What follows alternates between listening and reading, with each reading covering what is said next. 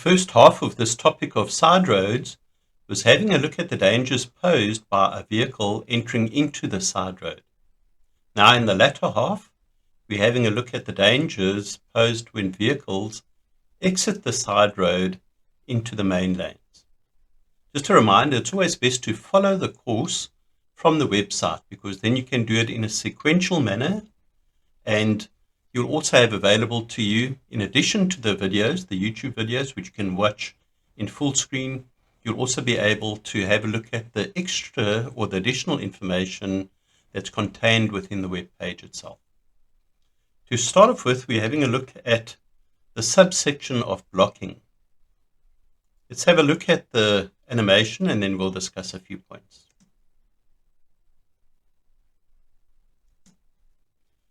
Blocking is where a vehicle slows down or even comes to a complete stop within the path of the main lane of traffic, as we just seen in the animation. What happens in many cases where an exiting vehicle blocks the main lane of traffic, it's because that vehicle is waiting for any oncoming traffic to first go past so that it's free to continue. But being oblivious or not taking into account any oncoming vehicles on the same side of the road through which the vehicle's exiting. Here we have a real life clip demonstrating this exact point. We have this vehicle exiting a side road, waiting for a break in the oncoming traffic here, but failing to take note of any vehicles traveling down the lane closest to that side road.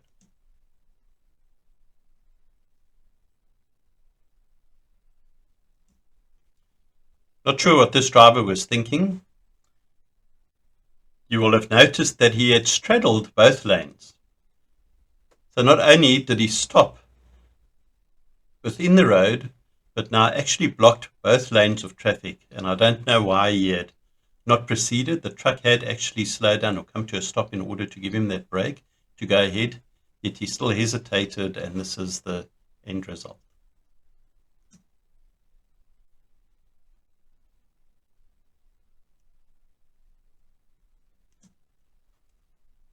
Here we have a vehicle coming in from a little bit of a side road between the two main lanes along this island section. And notice what the camera does.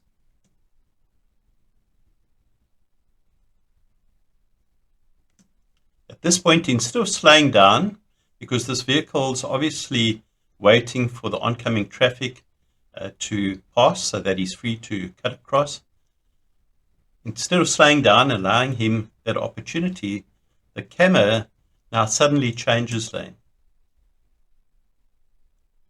So there changes lane at the very last second, probably not indicating at all, just swerving, and so was unpredictable to this driver wanting to cross over.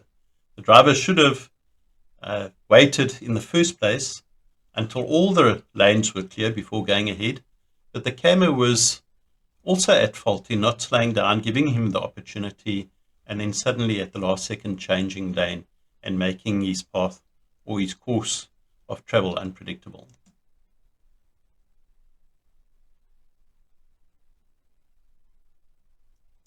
Here we're having a look from the camera's perspective, and the camera no doubt is occupied with the vehicles on the far lane, trying to look or judge for a break in the traffic there so he can cut across, and he's so preoccupied with what's happening on the right side that he fails to take note of any vehicles coming along in the lane closest to him.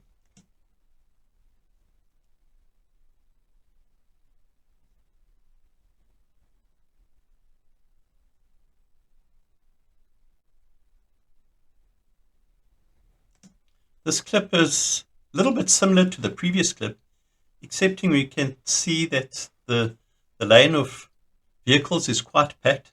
So it could be that this driver had been waiting for an extended period of time in order to try and get a break in the traffic, eventually became impatient and tried to force his way across in order to stop any oncoming vehicles, but was so impatient that he once again also failed to take note of any vehicles coming in the lane closest to him.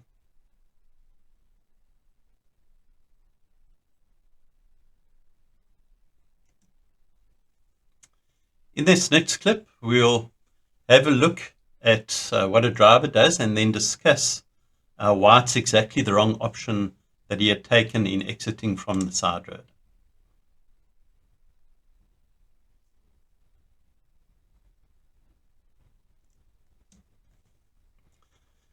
So this driver is now blocking the main lane of traffic, and stopping in a position such as this is exactly the wrong thing to do. Why is that? Well, notice that the driver is very exposed, being a left-hand drive, and so is right in the direction of any point of impact. So had the camera been traveling a lot faster, he would have received the brunt of the impact, and no doubt serious injuries to go along with that. So if you're in a situation such as this, never stop directly in the path of the oncoming traffic. Rather, proceed further. So stopping suddenly is a bit confusing to any oncoming traffic. So that's the first thing where he's gone wrong. Stopping, that's unpredictable or unexpected.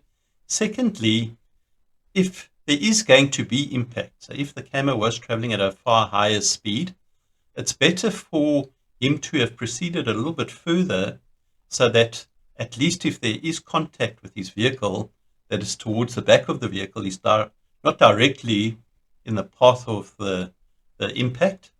And also his vehicle would have been at more of an angle relative to the camera's vehicle. Yeah, he's almost perpendicular, and so would receive the brunt of the impact and absorb that impact, whereas if the vehicle was more at an angle, then any impact would result in the camera's vehicle glancing off the side of the vehicle here. And so the vehicle wouldn't have received the full force of the impact, but rather be displaced, or as he glances off to the side, that impact energy is then displaced in the movement of the vehicle as it's pushed off to the side in glancing off this vehicle. And so a lot safer to make sure that when there is impact, that your vehicle's at the angle to the vehicle that's impacting with your vehicle.